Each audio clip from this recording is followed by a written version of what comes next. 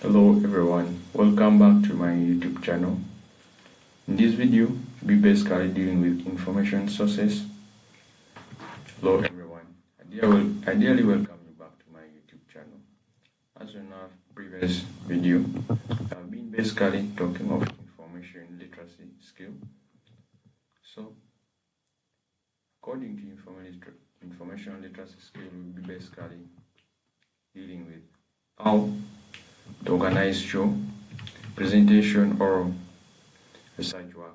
So by this you need to gather your information in such a way that can provide evidence and backup to all your document. So what will take you through information sources.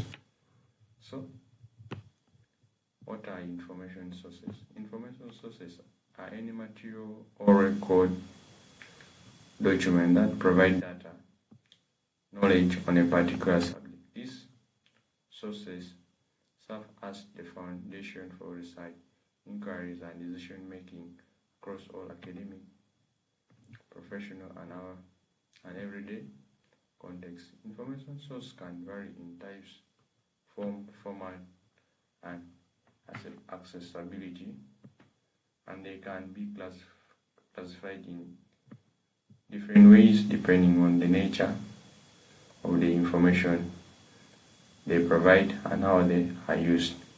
So, as you see, information basically varies on how they are used and how they provide the information. So there are majorly three categories of information skills.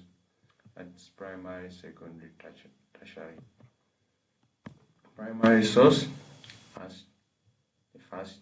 Primary source is a direct or first-hand piece of evidence created at the time of event, and by someone who directly experienced the event, the phenomenon. It has not been altered, interpreted by any other, and stand as an mediated piece of information.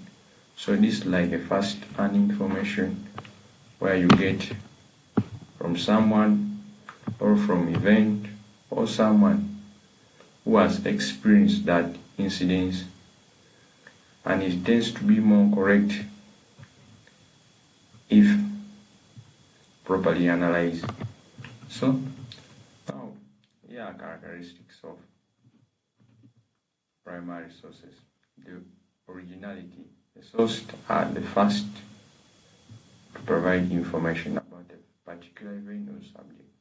They are an altered, direct record that offer original thoughts or raw data. So this basically explains originality. Second characteristic is raw data. So the data is raw, unfiltered information. For example, scientists' original lab notes might have data that could have not been altered or analyzed and interpreted in a secondary source. The third part of the characteristic is unmediated. There is no interpretation or analysis from another person. The source itself is the evidence. Time related as our fourth characteristics. They are closely tied to the moment in which they are created, making them especially valuable for understanding an historical, cultural, social, or context. So these are the characteristics of primary sources of information. Now the purpose of primary sources. Provide raw evidence. They offer unfiltered and mediated access to the past or present, providing the first-hand account or data.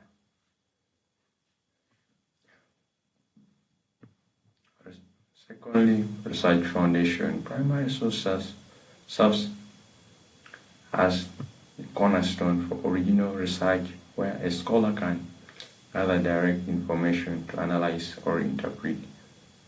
Insight to context. They allow researchers to understand events, figure, phenomena from the perspective of those who lived. Now this is basically living by experience or providing evidence to that. The fourth is direct connection from historical research, primary source.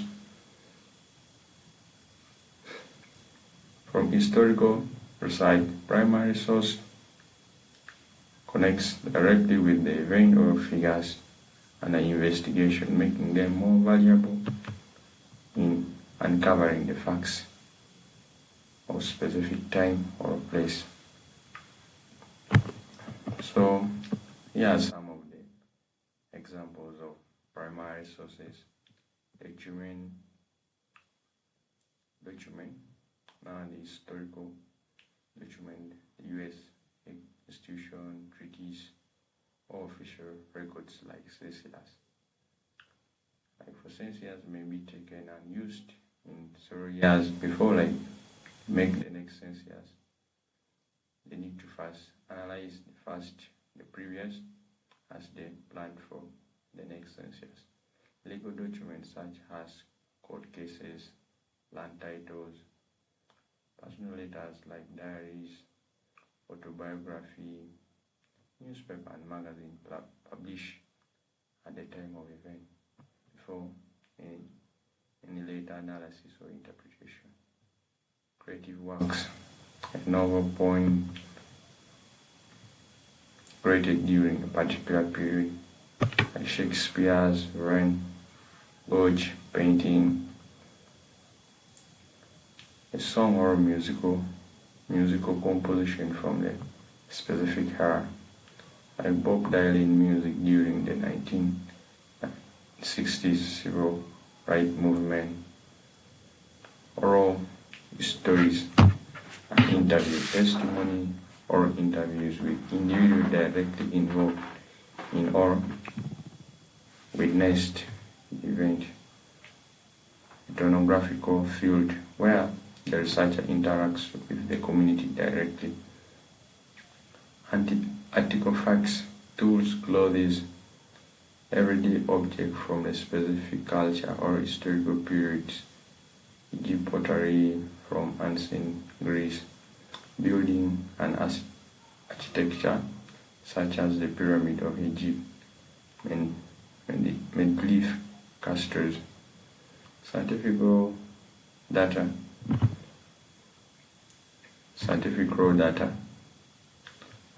from scientific experiment, original laboratory notes or field studies, data sets from survey or experiments. Here are basic examples. Now the purpose role in research. Primary sources are essential in a field that original data and first-hand account. They are invaluable in quality research, especially in history, orthography, sociology, where understanding personal experience and direct evidence is paramount. Researchers use primary source to test hypotheses, explore new angles of analysis, or gain direct evidence from the argument. Reliability. Primary source, one of its reliability is strength. Primary source provide direct evidence, making them incredibly valuable for obtaining unaltered facts. They offer authenticity and first-hand account of evidence. Challenge is why they are often reliable as direct evidence. They may be biased, incomplete, or even deceptive. A single individual data or diary may present a limited or subjective views of an event. Interpretation is often needed to understand the context and significance of the primary data. Example: various field in which primary source is used. History: a speech by Winston Churchill during the World War II. In literature: Hamlet. In art: painting, The Starry Night by Vincent van Gogh. Even the Mona Lisa by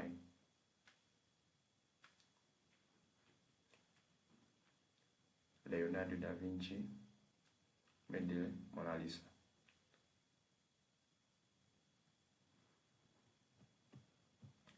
Pros and cons: these are the advantage and disadvantage. The advantage part is offer direct access to past or first-hand account, provide authenticity, original thought and raw data, facilitate new insight and original analysis. The cons are the disadvantage. All things require interpretation and contextual knowledge, can be incomplete or biased, might be analyzed without background or expertise. Conclusion: primary source primary sources are essential for obtaining direct and mediated evidence from a time or a phenomenon being studied. They provide the foundation, data or account needed for new insight. Theories include primary information sources are indispensable for a robust and nuanced understanding of any topics, and researchers typically use them to tandem to support their work. So basically, thank you for listening. Stay connected as we get into our next video. That will be secondary sources of information. I wish you all the best.